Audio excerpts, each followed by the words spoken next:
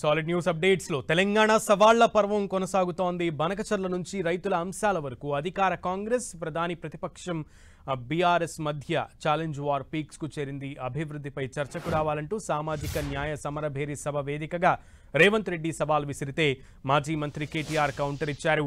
Revanth Reddy challenge చేయగా కేటీఆర్ సవాల్కు సై అనడమే కాకుండా press క్లబ్లో సీఎం కోసం సీటు కూడా ఏర్పాటు చేస్తామన్నారు. 72 గంటల సమయం ఇస్తున్నామని ప్రిపేర్ అయ్యి రావాలంటూ సెటైర్లు వేశారు. ఈ కామెంట్స్ పై కాంగ్రెస్ నేతలు మండిపడుతున్నారు. మేము ప్రజల తరపున ఎన్నుకోబడిన వారిమని, ప్రెస్ క్లబ్లో కాదు అసెంబ్లీలో చర్చకు రావాలంటున్నారు. అంతటితో ఆగలేదు.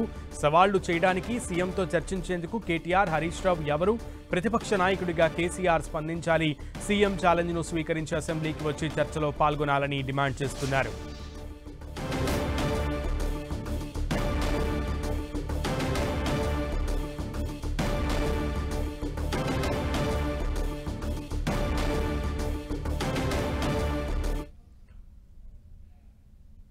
రైతు రాజ్యంపై చర్చకు సిద్ధమా అన్న సీఎం రేవంత్ సవాల్ను మాజీ మంత్రి కేటీఆర్ స్వీకరించారు.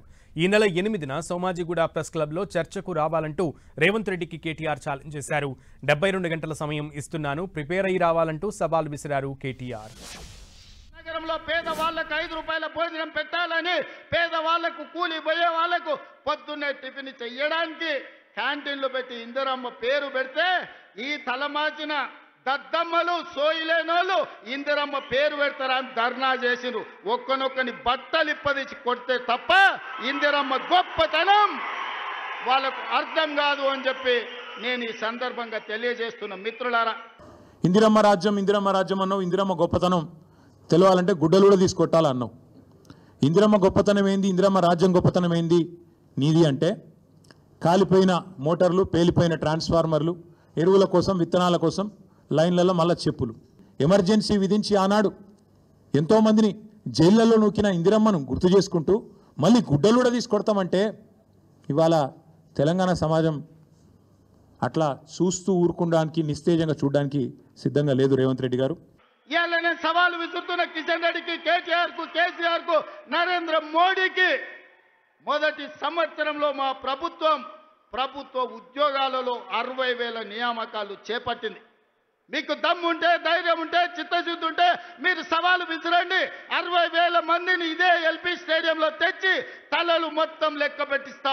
ఒక్కటి తగ్గినా మీ కాళ్ళ ముందు క్షమాపణ చెప్పి నేను బయటికి వెళ్తా. 60,000 తలకాయలు లెక్క పెడతారటిన మందికి పుట్టిన బిడ్డలు మా బిడ్డలు అని చెప్పుకునే బాపత్. కేసీఆర్ గారు ఇచ్చిన ఉద్యోగాలు, కేసీఆర్ గారి ప్రభుత్వంలో ప్రారంభమైన నియామకాలు, నీ టైంకి వచ్చే వరకు కాగితం ఇచ్చే మోకా నీకు దొరికితే దాన్ని పట్టుకొని నేను ఇచ్చిన ఉద్యోగాలంటే సిగ్గుందా అని అడుగుతా ఉన్నాం. వస్తావా అశోక్ నగర్కి చర్చకి? అశోక్ నగర్లో పెడదామా, వస్తావా? నిరుద్యోగుల మధ్యన చర్చ వచ్చింది కదా. నువ్వు మీ రాహుల్ గాంధీ ఛాయ్ తాగి పోజులు కొట్టి తెలుగులో ట్వీట్ పెట్టి మొదటి సంవత్సరంలో 2 లక్షల ఉద్యోగాలు ఇస్తాం అని నరికి 2 ఉద్యోగాలు మాత్రం సంపాదించుకొని నువ్వోటి ఆయనోటి తప్పించుకొని తిరుగుతున్నారు కదా. వస్తావా అశోక్ నగర్కి చర్చకి? దమ్ముందా? आज 3 साल पहले हम लोग आपको वादा कर रहे हैं, हमारे वादा को सोनिया जी को पहुंचा दो. आने वाले चुनाव में 100 एमएलए को जिताएंगे, सरकार बनाएंगे, 15 पार्लियामेंट मेंबर्स को हम दिल्ली भेज देंगे. आप दिल्ली में सरकार बनाओ, हमारे तरफ से हम लोग मेहनत करेंगे. ये हमारे वादा है. వందావని బోందా ఇంకో మీరో పిచ్చోళ్ళు వందనట. ఆయన సొంత కాన్స్టిట్యున్సీలనే ఇప్పుడు జెడ్పీటీసీలు గెలుతాడో లేదు పెట్టమని రాదు, ఎలక్షన్లు తెలుస్తుంది.